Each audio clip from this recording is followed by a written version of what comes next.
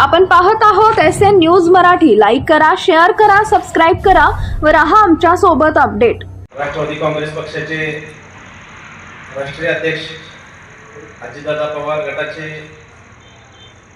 आज या ठिकाणी तालुका अध्यक्षपदी निवड केली, याबद्दल आपण पत्रकार परिषद घेत असताना सर्वप्रथमतः या पत्रकार परिषदेमध्ये मी तुम्हाला सांगू इच्छितो, महाराष्ट्र राज्याचे उपमुख्यमंत्री अजितदादा हे सातत्यानं 3 दशकं झालं या राज्याचे राजकीय सामाजिक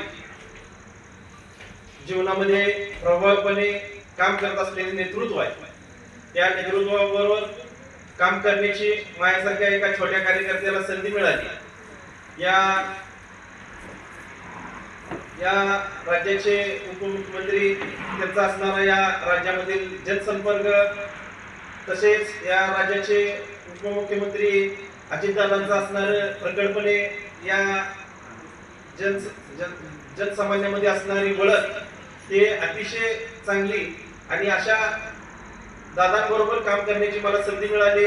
आणि असणाऱ्या दादाच्या असणाऱ्या रोख काम असणारं किंवा रोख बोलणं असणाऱ्या प्रभाव, या बोलण्याच्या प्रभावावर आम्ही सांगोल्याच्या जनतेच्या वतीनं काम करण्याची एक मानसिकता दाखवली. आणि माझ्यावर जे अजितदादांनी विश्वास ठेवला आणि विश्वास ठेवून मला जे तालुका अध्यक्षपदाची माझी निवड केली, या निवडीबद्दल आज तुम्ही या तालुक्याच्या वतीनं पत्रकार परिषद घेण्यासाठी आज उपस्थित राहिला, त्याबद्दल मी सर्वप्रथम तुमचे स्वागत करतो.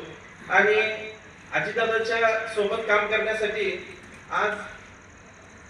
आज मी का प्रवेश केला त्याचं एक तुम्हाला थोडंसं उदाहरण सांगतो की बाबा, गेले अनेक वर्ष झालं, अनेक वर्ष म्हणण्यापेक्षा 1 ते 1.5 वर्ष झालं त्या राज्याचे उपमुख्यमंत्री असताना, त्या राज्याचे तिघांचं सरकार असताना, या तिघांचं सरकार चालवत असताना भारतीय जनता पार्टी, शिंदे गट आणि अजितदादा गट या दोन्ही पक्षाचे या तालुक्यामध्ये कार्यकर्ते, नेते या तालुक्यामध्ये काम करत आहेत. तरी अजितदादा गटाचं या भागामध्ये किंवा या तालुक्यामध्ये काम करण्यासाठी व्यक्ती किंवा कार्यकर्ता नव्हता. म्हणून मी स्वतः निर्णय घेतला की अजितदादा सारख्या एक पारदर्शक नेत्याचं काम करण्याची मला संधी या तालुक्यात मिळेल. आणि या तालुक्याला, या राज्याचे उपमुख्यमंत्री तसेच अर्थमंत्री असणारे अजितदादा यांच्या माध्यमातून या तालुक्याला एक विकास गंगा, आपल्या तालुक्याला एक विकासाची गंगा तळागाळापर्यंत पोहोचवण्याची संधी माझ्या माध्यमातून मला मिळाली. याबद्दल मी अजितदादाचे आणि राष्ट्रवादी पक्षाचे प्रदेशाध्यक्ष सुनीलजी तटकरे साहेब, तसेच या जिल्ह्याचे जिल्हाध्यक्ष उमेशजी पाटील साहेब यांचे मी आभार मानतो. आणि या तालुक्याचं मला काम करण्याची संधी दिली त्याबद्दल मी राष्ट्रवादी काँग्रेस पार्टीचं आभार मानतो. एवढंच मी घेतलेले आहे. काय त्या पत्रकार परिषद संदर्भ आहे?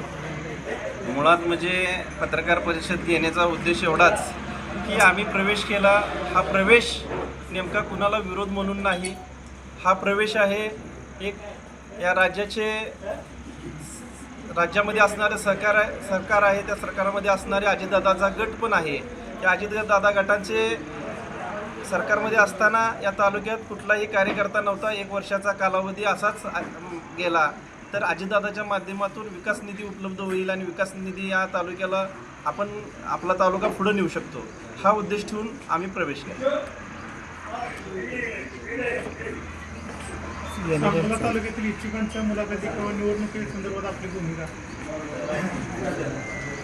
आमची भूमिका एवढीच राहील की मी आज तालुका अध्यक्ष म्हणून एवढंच सांगू इच्छितो की माझ्याकडे तालुका अध्यक्षपदी जबाबदारी असताना मी या तालुक्याच्या निवडणुकीमध्ये कार्यकर्त्यांना विचारात घेऊन कार्यकर्त्यांना निवडणुकीसाठी पुढं आणण्याचं काम करेन.